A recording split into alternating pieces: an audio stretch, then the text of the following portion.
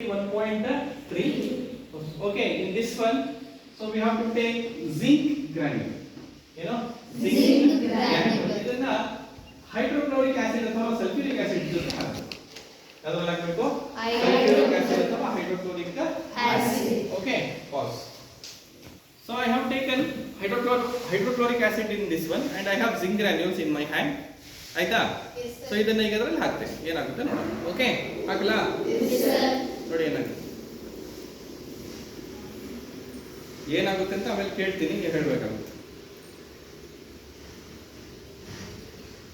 Okay, ಬಿಟ್ಟು ನೋಡಿ ಏನಾಗಿದೆ, ಬಿಟ್ಟು ನೋಡು.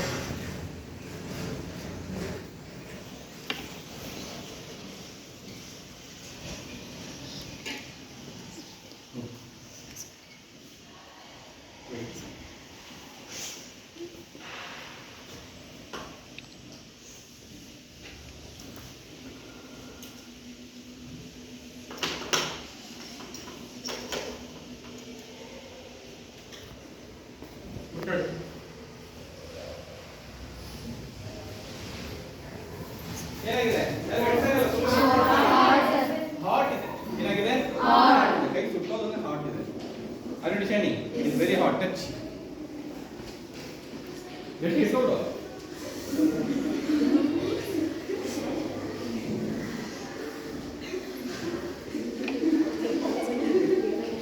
ಇದು ಹಾಟ್ ಇತ್ತು. ಇನ್ನೊಂದೇನು ಅಬ್ಸರ್ವೇಷನ್ ಮಾಡಿದ್ರಿ? ಗ್ಯಾಸ್ ಬರ್ತಿತ್ತು, ಹೌದಾ ಇಲ್ಲ? ಒಂದು ಕಲರ್, ಒಂಥರ ವೈಟ್ ಕಲರ್ ಗ್ಯಾಸ್ ಬರ್ತಾ ಇತ್ತು. ಆ ಗ್ಯಾಸ್ ಹೆಸರು ಹೈಡ್ರೋಜನ್ ಅಂತ. ಆಮೇಲೆ ನೆಕ್ಸ್ಟ್ ಕ್ಲಾಸಸ್ ಅಲ್ಲಿ ನಾವು ಕಲಿತೀವಿ ಹೈಡ್ರೋಜನ್ ಗ್ಯಾಸ್, ಅದ್ರ ಬಗ್ಗೆ ಇದೆ ಪಾಠ ಇದು. Right.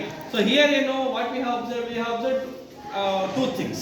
One is the change in temperature, right? Change in temperature. Change in temperature.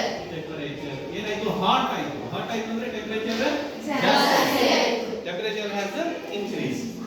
ಮೂರನೇದು ಎವಲ್ಯೂಷನ್ ಆಫ್ ಗ್ಯಾಸ್. ಗ್ಯಾಸ್ ಕೂಡ ಬಂತು, ಹೌದಾ ಇಲ್ಲ? Yes sir. Evolution of gas. ನಾಲ್ಕು ಅಬ್ಸರ್ವೇಷನ್ ಇನ್ನೊಂದಿದೆ. ಏನ್ ಮಾಡಿದ್ರಿ ಅಬ್ಸರ್ವೇಷನ್? ನಾವು ತಗೊಂಡಿದ್ದು ಲಿಕ್ವಿಡ್ ಇತ್ತು, ಗ್ಯಾಸ್, ಯಾವುದು ಆಸಿಡ್, ಆಯ್ತಾ? ಹಾಕಿದ್ದು ಸಾಲಿಡ್ ಇತ್ತು. ಎರಡು ಹಾಕಿದ ಮೇಲೆ ಏನ್ ಬಂತು? ಗ್ಯಾಸ್. ಸೊ ಒಂದು ಫಿಸಿಕಲ್ ಸ್ಟೇಟ್ ಏನಿತ್ತು? ಲಿಕ್ವಿಡ್ ಇತ್ತು. ಇನ್ನೊಂದು ಫಿಸಿಕಲ್ ಸ್ಟೇಟ್ ಸಾಲಿಡ್ ಇತ್ತು. ಎರಡು ಸೇರಿಸಿದಾಗ ಏನ್ ಬಂತು? Gas. So change in physical state. That is the fourth change. Change in Physical state. physical State. state. Change in physical State. Are you understanding?